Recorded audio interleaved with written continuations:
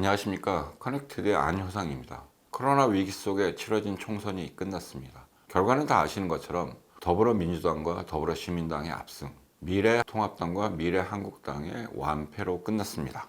여당이 180석을 얻은 결과를 두고 이번 선거가 100년 만에 한 번 나올까 말까 한 선거였다라는 말이 있는 것처럼 이번 총선은 커다란 의미와 특유함이 있는 것으로 보입니다. 간단하게 말해 한국의 정치 지형이 크게 변한 것인지, 다시 말해 진보에서 보수 쪽으로 주류가 이동한 것인지, 그리고 이와 연동된 것으로 이념적 대립 구조가 크게 변화한 것인지 이번 총선에서 가장 크게 살펴볼 부분입니다. 여기에 더해 이번 총선은 코로나19 위기 속에서 치러졌습니다. 그런데 코로나19 위기는 우리의 삶이 더 이상 그 이전으로 돌아갈 수 없다는 여러 가지 징후를 보여주고 있습니다. 코로나19 위기 속에서 정치가 어떻게 바뀔 것이고, 그리고 또한 정치에 대한 우리의 태도가 어떻게 바뀔 것인지를 가늠하는 여러 가지 징후를 살펴보는 것이 중요하다고 생각합니다. 이런 여러 가지 의미를 담고 있는 21대 총선에 대해 조선대학교 정치외교학과에 계시고 한국선거학회 회장을 맡고 계신 지병근 교수님과 오늘 말씀 나눠보도록 하겠습니다. 그리고 오늘 말씀은 화상회의 방식으로 진행하도록 하겠습니다. 그럼 광주에 계신 지병근 교수님을 모셔보도록 하겠습니다. 지병근 교수님 나오셨습니다. 감사합니다. 예, 감사합니다. 초대해 주셨어요. 큰 이야기부터 하겠습니다. 이번 총선과 총선 결과를 한마디로 정리하신다면 어떻게 말씀해 주실 수 있겠습니까? 많은 분들이 얘기하시는 것처럼 여당인 더불어민주당이 압승이라고 얘기를 할 수 있을 것 같고요. 다른 정당을 얘기를 하면 민생당은 제가 생각에 폭망했다라고 얘기를 할 수 있을 것 같고요. 그다음에 정의당 같은 경우에는 그냥 현상 유지 또는 축소 그 정도로 볼 수 있을 것 같고요. 그리고 미래통합당은 완패라고 얘기를 할 수 있을 것 같습니다. 전반적으로 이번 총선이 예상했던 것을 훨씬 뛰어넘어서 집권 여당이 승리를 한 그 부분이 제일 관심을 갖게끔 하지 않았을까 이런 생각을 합니다. 이어서 질문 좀 드리면 보통 대통령 임기 중반에 치러지는 총선이라는 게 여당에 불리하다고 알려져 있는데 이번 총선 결과는 그렇지 않았습니다. 한마디로 친여 유권자들이 결집한 것으로 볼 수 있고 이른바 중도층이 여당을 지지한 걸로 볼 수 있는데 가장 큰 원인이 뭐라고 생각하십니까? 원인은 여러 가지가 있을 수 있을 것 같고요. 첫 번째로 이야기할 수 있는 게 코로나 확산, 이게 굉장히 큰 영향을 미쳤다라고 얘기할 수 있을 것 같습니다. 말씀하신 것처럼 일종의 중간 평가로서 이번 총선이 위상지어질 수도 있었는데 이번 총선은 전혀 그렇지 않았던 것 같아요. 오히려 미래통합당을 심판하는 계기였다라고 얘기하는 게 오히려 더 이해하기 쉬울 정도로 이번 총선은 집권 여당의 입장에서 보면 코로나 위기를 잘 대처한 그 측면에서 유권자들로부터 징계를 받는 것보다는 오히려 보상을 받는 지적인 계기가 되지 않았을까 이런 생각을 하고요. 이 원인과 관련해서는 더불어민주당이 잘했다 이 부분보다는 저는 미래통합당이 너무나 잘못한 일들이 많다. 특히 선거에 임박해서 이 망언 사건이 발생하면서 유권자들 입장에서는 저 정당은 더 지지해봐야 국민 정서하고는 유리된 그런 행보를 보이지 않을까. 그래서 실망한 유권자들이 대거 여당에게 힘을 실어주는 결과가 빚어지지 않았나 이런 생각을 합니다. 그 미래통합 관련해서 좀 더 말씀을 나눠보면 희한하게 야당 심판이란 말을 이제 쓰는데 물론 저 개인적으로 미래통합당 세력이 보수라고 보지도 않고 극우나 반동 혹은 수준 이하의 집단이다 그 막말 이런 걸 보면 이렇게 생각하는데 그렇기 때문에 사실은 이 정도의 지분을 가지는 것조차 개인적으로 이해하기 힘들긴 하지만 그럼에도 불구하고 현재까지는 주류여 왔는데 이게 한국 정치의 어떤 특수성, 분단의 효과 같은 것 때문인지 아니면 또 다른 원인들이 있는 것인지 요걸 한번 짚고 넘어가야 이제 야당 심판의 의미 이런 것들을 좀 확인해 볼 수 있지 않을까 싶습니다. 말씀하셨던 것 중에 분단 상황이라는 부분을 지적을 해주셨는데요. 저는 여전히 분단 상황으로부터 기인하는 과거 권위주의 시기부터 반공 이데올로기에 기초한 보수 정당이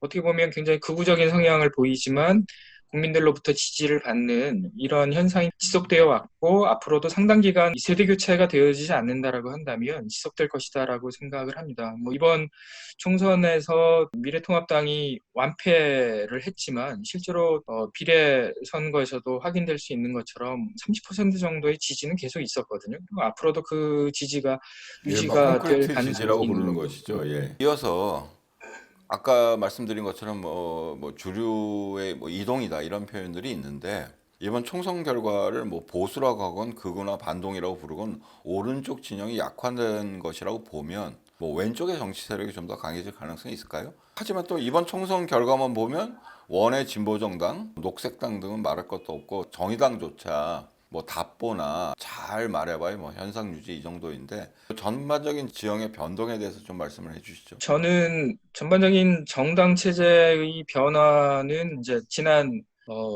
이 박근혜 전 대통령 탄핵이 굉장히 중요한 계기가 됐다라고 생각을 하는데요.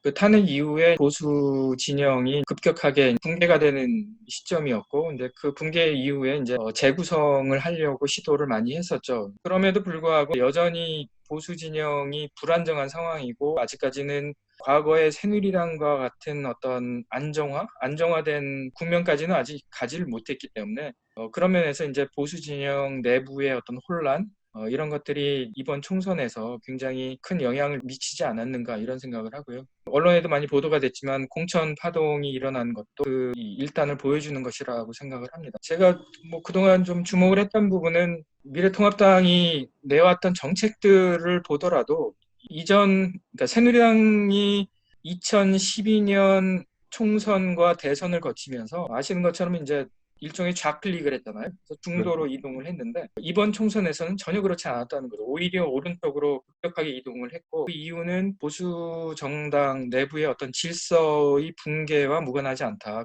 일종의 선결집을 위한 강고한 이 보수층을 결집시키기 위한 하나의 시도로 이데올로기적인 우경화가 발생을 했고 우익들 간의 어떤 치열한 선명성 경쟁 그것이 이번 총선에서 나타났고 결과적으로 이 선거에서 중도층을 상실하면서 선거 패배로 이어졌다라고 생각을 합니다. 그 제가 뒷부분에 말씀드린 뭐 예, 그 정당 체제 진보 진영, 전반에서 예 진보 진영에 대한 전망은 예, 어떠십니까? 진보 진영 전망과 관련해서 뭐 저는 어느 상황에서나 어떤 구조적인 문제가 있지만 행위자가 어떤 선택을 하느냐에 따라 상황은 바뀔 수 있다라고 생각을 하는 사람인데요. 정의당 같은 경우에 제가 뭐 비판적으로 보자면 문재인 정부 시기 내내 소위 이중대 역할을 했다라고 비난을 받을 정도로 여권의 일부로서 거의 모든 정책 이슈에서 집권 여당과 함께 움직였다라고 생각을 하거든요. 그 이유는 뭐 저는 선거법 개정에서 보조를 맞추기 위해서 그런 행동을 취하지 않았는 추측을 하는데 실제로 그 과정이 이번 총선에서는 저는 독이 됐다라고 생각을 합니다. 정의당이 왜 존재하는가에 관한 유권자들을 설득시키는데 한 2년 정도를 저는 허비했다라고 생각을 하고요. 선거법 개정을 통해서 제대로 준연동형 비례대표제가 실현이 됐다라고 한다면 성과를 거둘 수 있었을 텐데 그것조차 이제 불가능해진 상황에서 정의당은 자기 정립 그리고 자기 정립을 넘어서서 유권자들로부터 존재 이유를 보여주는 그런 시도를 하지 못했기 때문에 이번 선거에서 의석수는 뭐 지난 총선하고 똑같지만 좀 위축이 된 상황이라고 생각을 하고요.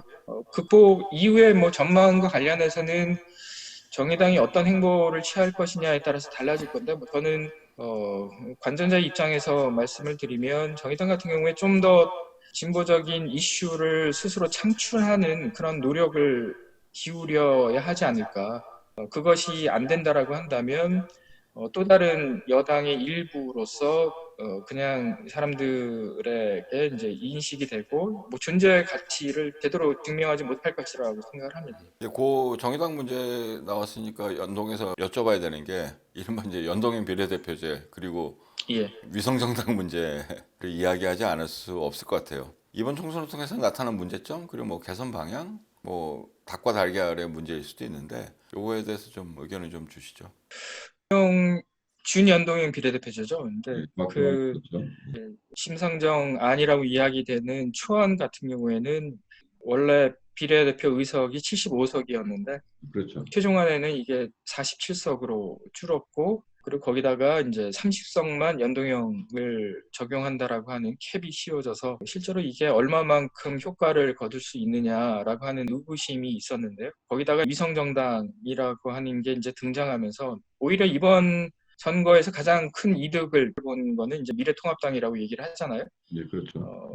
이전 20대 때 적용했던 배분 방식을 취하면 비례대표 의석이 미래통합당하고 더불어민주당이 18석씩 나눠 갖는 건데 이번에는 이제 이 더불어민주당이 17석, 그다음에 미래통합당이 19석. 그래서 두 석의 이점을 봤다는 측면에서 보면 오히려 연동형 비례대표제를 가장 앞서서 반대했던 미래통합당이 이제 오히려 득을 본 건데 개선 방향이라고 한다면 1차적으로 저는 비례의석을 늘려야 된다라고 하는 거고요. 필요하다라고 한다면 국민들을 설득을 해서 국회 의석을 늘려야 된다라고 하는 걸 뭐 대안으로 말씀을 드릴 수 있을 것 같고요. 일부에서는 뭐 그런 얘기도 있는 것 같습니다. 뭐냐면 이 비례대표에 참여하는 정당은 이제 지역구에도 후보를 내도록 의무화하는 그런 조항을 만드는 게 필요하지 않냐. 뭐 이러한 안도 제시를 하는데요.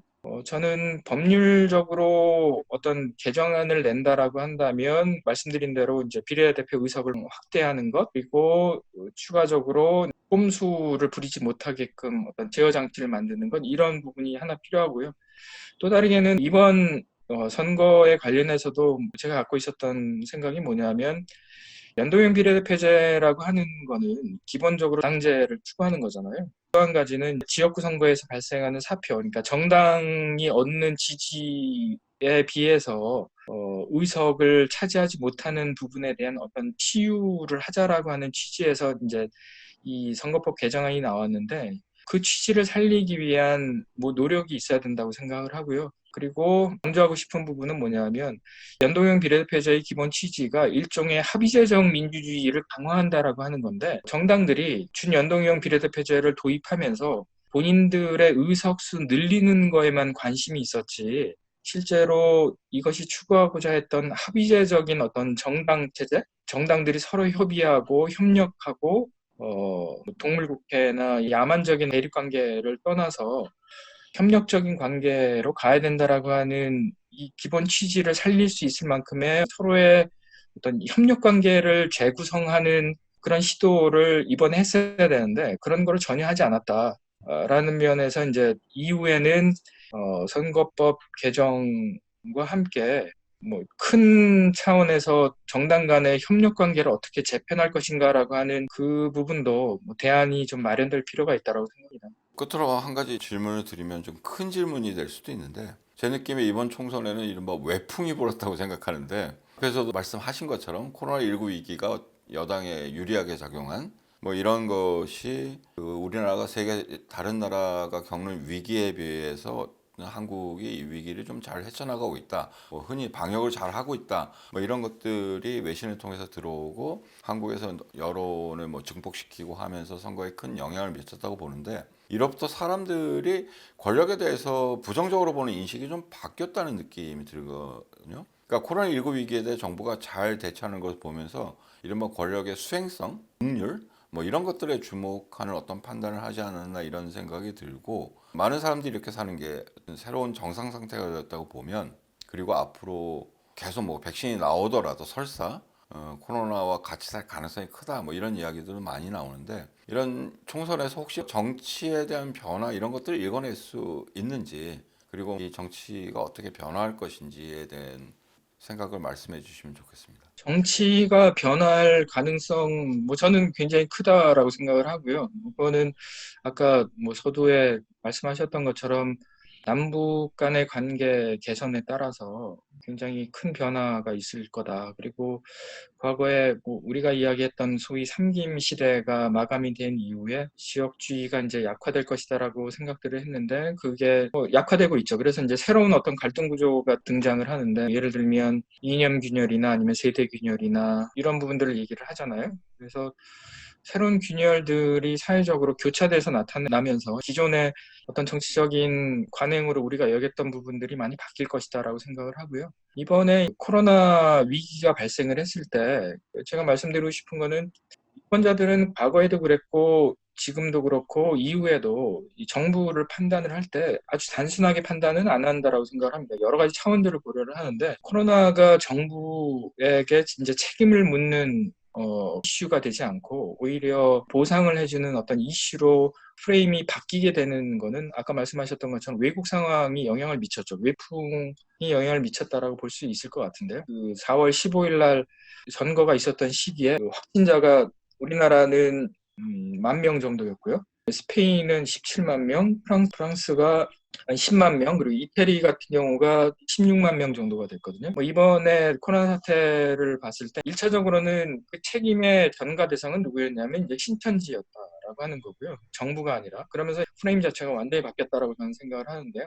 신천지로 책임을 전가할 상대가 생겼고 또 다르게는 지방정부 차원에서 보면 대구가 제대로 초기 대응을 못했던 부분, 그래서 책임을 누구에게 전가를 할 수 있게 됐냐면 미래통합당 소속인 대구광역시장에게 이제 책임을 전가할 수 있게 됐고, 그 다음에 유럽에서 이 코로나가 대유행을 하면서 우리나라만의 문제가 아니라 이제 전 세계적인 문제이고 이 책임이 우리나라 국내 정부에게만 있는 게 아니라 미국 정부에게도 있다라고 하는 이런 것, 그래서 책임이 분산이 되는 것. 그리고 이제 한국의 방역 체계가 되게 잘 됐다라고 얘기를 하는데 실제로는 뭐 MB 정부나 아니면 박근혜 정부 때 일종의 붕괴가 있었다라고 얘기를 하잖아요. 그래서 과거 정부보다 지금 더 잘했다라고 하는, 그러니까 실제로는 시간적인 차원, 공간적인 차원 이런 차원에서 책임을 누가 질 것이냐라고 하는 프레임이 결정이 되는데 그 과정에서 이번 문재인 정부 같은 경우에는 책임을 묻는 부분에 있어서는 굉장히 자유로운 상황이었다.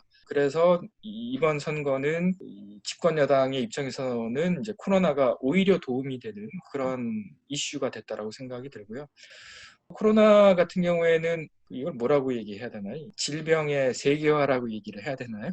그냥 뭐 그렇게 그 말씀하실 수 있는데. 이게 일국의 이 해법으로는 결코 해결될 수 없는 그런 상황이 있는 것 같고요. 그래서 말씀드린 것처럼 세계화 과정에서 이제 정치, 국내 정부에 대한 책임성 문제도 이제 달라지는 거고, 시대가 변화하면서 남북관계 경색이 좀 완화가 되고, 지역주의가 완화가 되고, 새로운 갈등 이슈가 부상을 하면서 점점점 새로운 정치, 뭐 이걸 게임이라고 얘기를 한다라고 한다면 게임의 룰 자체가 점점점 변화하는 이런 부분들도 분명히 있을 것 같고요. 그거를 정치인들이 제대로 파악을 하고 좋은 방향으로 유도를 하는 것이 한국 정치 발전에 굉장히 중요한 부분이고 그것이 정치인들의 과제라고 생각을 합니다.